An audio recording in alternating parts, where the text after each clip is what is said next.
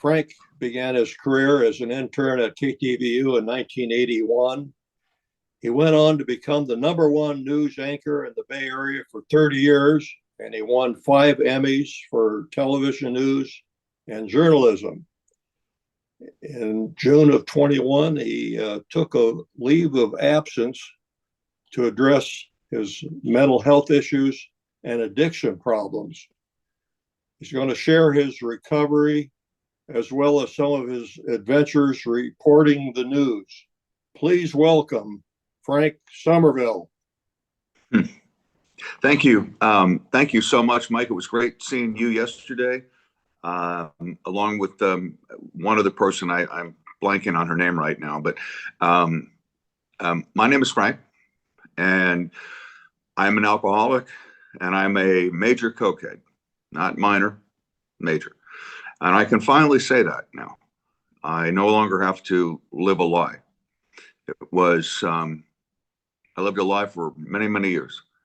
And I felt shame for many, many years. And I could never enjoy my success for many, many years because I knew who I was down inside. And what I want to do today is just talk about what addiction is like, what it turns you into, and why it's so difficult to stop.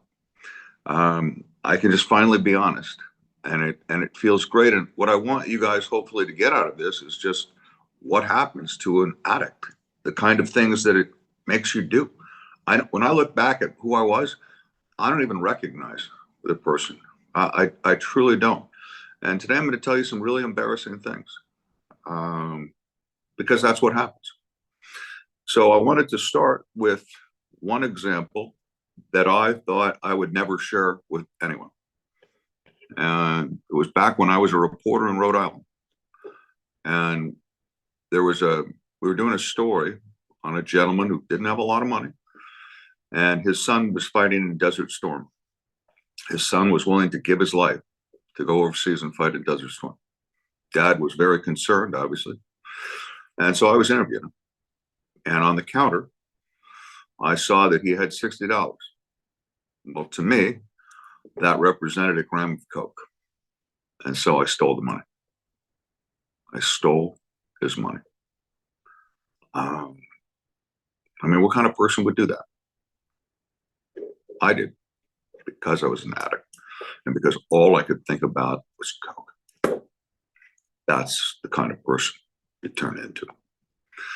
When I was at Channel 2, I was the top anchor in the Bay Area, the #1 guy in the Bay Area, making $600,000 a year, lived in a $2.5 million house, beautiful family.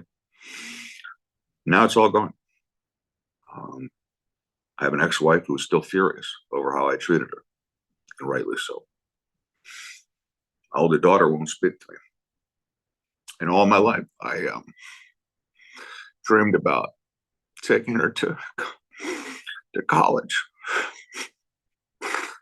helping her set up her room, and then being the proud dad watching her graduate. She got accepted to Northeastern University, Boston, top university in the country, one of them. She would not allow me to take her there. Never even saw the campus. Wouldn't allow me to watch her graduate because of how I treated her. I deserved it all. That's paying the price of what I did. I grew up with a lot of trauma. My dad made me feel small, insecure. Always told me I was too sensitive. At age 20, I found coke and alcohol purely by accident. Someone just said, "You want to do some coke?" I said, "What is that?" I guess, all right. And that was my escape. Both alcohol and coke were my escape. All of a sudden now I didn't have to feel anymore. I didn't have to feel my sadness. I could numb myself. And it also gave me the confidence to, quote unquote, be me. And that's where the addiction starts. You start feeling like you need it in order to be me. You get addicted to numbing yourself because you know if you don't, you'll have to feel. and you'll do anything, or I will do anything. I would do anything back then to keep from feeling, because feeling was too difficult for me. And I couldn't handle that because I was too sad. And that takes over your life. And I just want to tell you one short story about what happens to you when you're doing coke. You become paranoid. And I remember, I haven't done coke in 30 years, but when I was in Rhode Island, I mean, you know, you're up all night and you're sweating and your eyes are bugged out. And I remember, it's so stupid to say this, but I remember just staring out of the keyhole in my door, just staring and I was just waiting for someone to come, like they were going to come and get me or something like that. This was going on for hours. That's how crazy it is. I look back at that now and go, what the hell was I doing? That's how crazy you get. I remember also making my kids wait on Christmas morning for me to get off of mornings on two. And holidays were always hard for me. But I was so selfish that I needed to go get a drink to calm myself down before I'd come home. So I made my kids wait. Who does that? I made my kids wait because I was too selfish. I needed to calm myself down. Couldn't even enjoy Christmas with my kids. I was never in the moment. Never in the moment. And I also had horrible mood swings, to the point where my daughter wouldn't come out of her room in the morning until she knew whether it was going to be a good day or a bad day. It was just like a roller coaster. Everything continued to get worse and worse, and I poured myself into work. And I think that's where my mental health issues, that is where my mental health issues started. On my own time, I went to funerals for 8 young Black men and women who were killed on the streets of Oakland because I wanted to tell their story on my Facebook page, because I didn't think Channel 2 would do a good job of, I didn't think Channel 2 would do a good job of telling their stories. And all of the funerals were open casket, including one for a little girl, a 24-month-old baby who was shot and killed along with her dad. And I mean, you see that she looked like a little doll. And I have 600,000 people who follow me on Facebook, so I knew that I could tell their story better than Channel 2 could. And then I also went to 2 funerals for officers who were killed in the line of duty. And if you've never seen a flag draped coffin, oh boy, is that powerful. And I think I didn't realize the toll that took on me. I remember one time asking someone at one of the funerals, do you mind if I ask how many funerals you've been to? He goes just like this, let me think.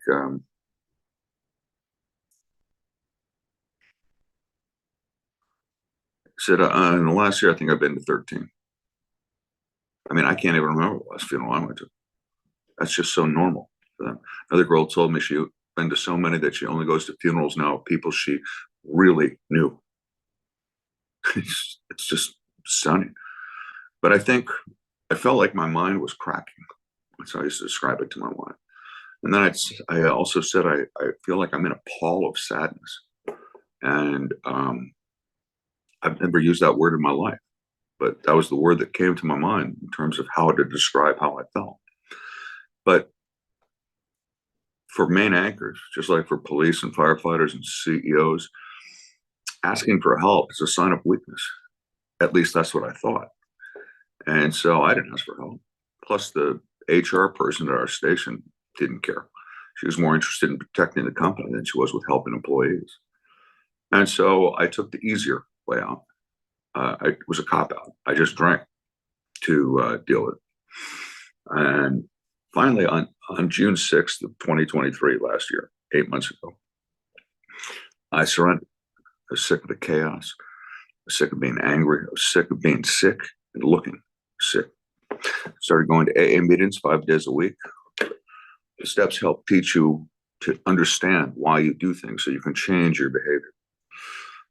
You can go there and say, and talk to someone and say, God, I used to hide vodka in my washing machine. And the guy will go, oh man, that's a good one. I never thought about that. And we can both laugh because he gets it and I get it. He understands. I understand. I also replaced drinking with going to the gym. 8 months ago, I could barely walk 3 blocks. The other day, I mean, I go to the gym 5 times a week. The other day, I thought, wonder how fast I can run a mile. And so I got on the treadmill and I ran a mile in 9.5 minutes.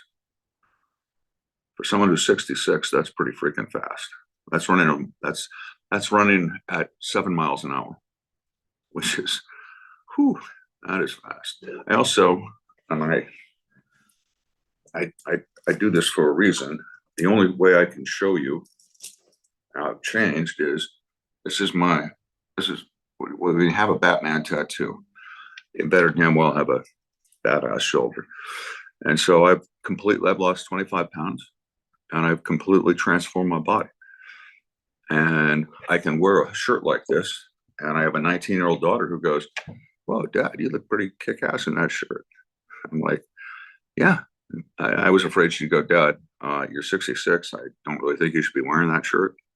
But thankfully, she didn't. And let me just end with this part of my talk by saying that Matthew Perry talked about his shame from his addiction. And he ended his book that he wrote before he died by saying that after a lifetime of addiction, he now looks over the water and thinks to himself, maybe I'm not such a bad guy after all. And I think the same thing too. I felt so much shame that I could never enjoy my success. It just breaks my heart, but I get it. At the same time, I think I did a lot of bad things, but I still don't believe I'm a bad guy. Addiction made me do bad things, but I'm not a bad guy. And I'm trying to forgive myself. And by being clean, by keeping, as we say in AA, my side of the street clean. And that's what I'm doing. So let me just briefly talk here about 2 of the stories that I've done that I think you'll find interesting. One of them is I watched an execution at San Quentin. And the other one that I'll end with is flying with the Blue Angels. And I only had 2 goals when I flew with the Blue Angels: not to faint, not to throw up. I only achieved one of those goals. But I'll start with the execution. So they always have media witnesses, and I volunteered to be one of the witnesses. And the reason I did that was because it's important as an anchor to experience as many things personally as you can.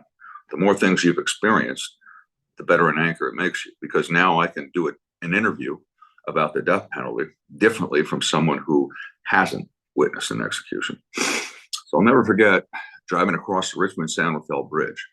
And at one point you come over a crest and there's San Quentin prison all lit up. I looked at it and I thought, my God, a guy's going to die there tonight and I'm going to watch him die. It's just such a bizarre thought to have. So they start the execution at midnight because they're only allowed to kill him on the specified day. Otherwise it goes back to the judge and it will take another year to come up with a new execution date. So it gives them 24 hours to kill him and deal with all of the potential last minute appeals. So we get there and at 11:30, they take us into a room opposite the execution chamber. And they tell us to empty our pockets and they give us a piece of paper and a pencil. And then they lead us into the room where the execution will take place. And in this case, it was the old gas chamber at San Quentin that had been reconfigured with a gurney and with big belts. And around the gas chamber, the execution chamber, are risers that we stand on, along with other government officials, and the witnesses all have folding chairs right in front, the front row seats. And it's very quiet. You're not allowed to talk. And it's dark where we are on the risers, but it's all lit up inside the former gas chamber. And all of a sudden you hear, and the metal door, that's like a door on a ship, opens up. And in comes this little dude, shackled, surrounded by these big guards. And he walks in and they help him hop up on the gurney. And they take off his handcuffs and leg cuffs, and they strap him down with, again, these big belts. He's not going anywhere. And so what I was looking for was anything. Were his eyes bugged out? Was he sweating? Did he look nervous? And didn't show any signs at all. It looked like he just accepted his fate, and he was going to, quote unquote, die like a man, whatever that means. He was not going to show any fear. And he'd killed 2 people in a robbery. There's no question about his guilt. He'd been on death row for 20 years, which is the average stay, by the way, on death row. So what they do is they, before Gavin Newsom put death penalty, death row inmates on hold, death executions on hold, they used a 3-drug cocktail, if you will. The first drug puts you to sleep. The second drug paralyzes your body, and the third drug stops your heart. So the EMTs come in, and it was just such an odd juxtaposition because EMTs are supposed to save your life. And I'm not making any judgment on them whatsoever. But here you're watching EMTs put these needles in his arm. They're going to kill him. It's just such a weird sight. After they do that, the warden comes in. He says his last words to the warden. She walked out. They tighten the door. And then there's a door right next to the risers, and you hear, and there's a little keyhole, and it opens up, and the correctional officer pulls out a note and says the execution of so-and-so will start now. And I mean, it's just dead quiet. And all I noticed was at one point his foot went like that, and then another point his head went like that, and then the last thing, and this took probably 10 minutes, but the last thing you noticed was his heart kind of came out and stopped. And we're all kind of going, is that it?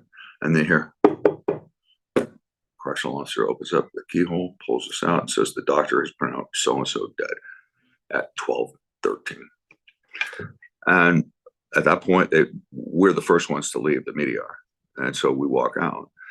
And I remember I had 4 thoughts. The first thought was how precious life is because you're watching someone die right in front of you. The second thought was I wanted to go home and hug my wife and kids. The third thought was I hope that I'm never one of those victims' relatives who sits first row and watches the killer get killed, because it's still not going to bring back the person they killed, but maybe it will give you some closure, whatever that means. But I just hope I'm never involved in that situation. And then finally, and this was the one that surprised me the most because I'm a Berkeley liberal, I didn't care. If the warden had said, the person who was going to pull the levers just got sick, anybody want to volunteer? And I say this with no hyperbole. I would have said, hell yes, I'll do it. That's how I just didn't care. I remember actually when he first walked in, I said to myself, good riddance, you MF. F you. I mean, that's exactly what I said. I just didn't care. That really surprised me. All right, now, to end this on an up note, I'm going to talk real quick about the Blue Angels. So the Blue Angels have a 2-seater FA-18, which is a beautiful plane, that they take up media in whenever they go and perform. So I volunteered and I got picked, and we get out there and they give us a flight suit. And I mean, here's this incredibly beautiful plane. And you climb up a little ladder to get in. And when you get in, they strap you down with this 8-point seatbelt. They really pull it tight. And then the canopy. comes down.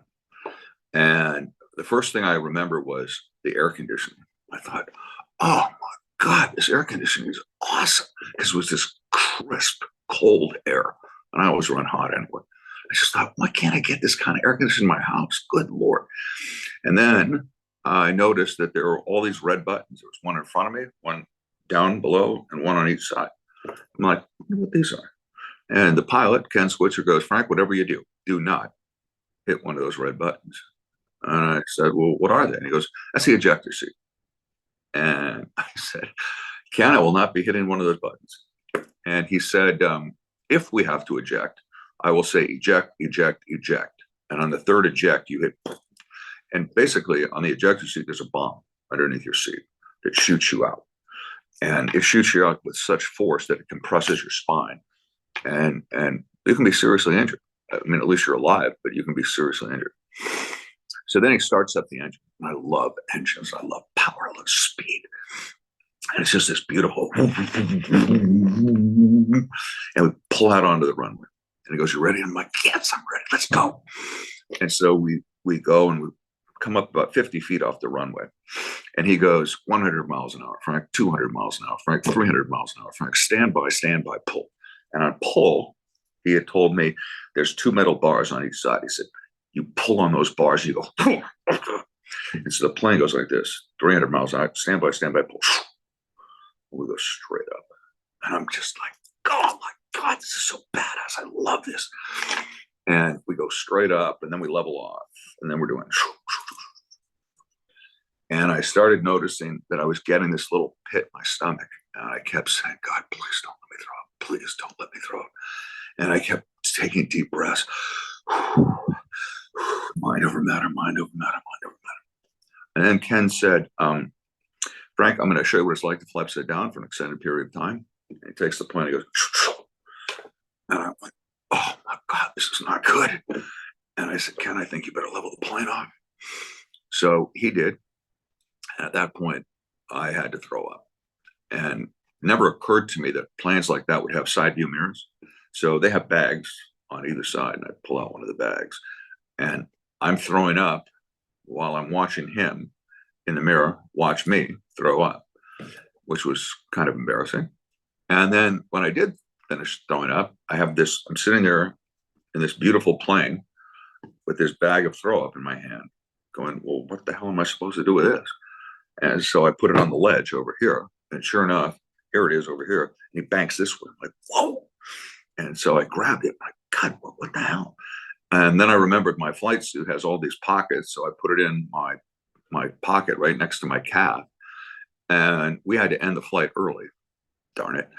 And when we got off, you know how you look after you throw up? You know, you're white as a ghost, you're sweating like crazy. Your hair's all stringy. You can't walk straight. Well, that was me. And then he gets off the plane. And he is like arrows, ramrod straight. Not a hair out of place. Puts on his ascot. The guy just looked too freaking cool for school. And I always wonder, I just could picture him at a party, you know, standing there, sitting back like this. And someone walks up to him and goes, hey, dude, what do you do for a living? He looks around. Yeah, I'm a fighter pilot. I just think, oh my God, how cool would that be? That's how cool he was. And that's how cool it was flying in those planes. And just one last note, when those Blue Angels fly together, when they're flying like this with one upside down over the other, they're 2 feet apart, 2 feet. And when they're flying in formation like this, their wings are 2 feet apart. I mean, those guys are those pilots are so amazing. So anyway, that's my share. And thank you so much for allowing me to speak. I hope you got something out of it. I hope you enjoyed it. And if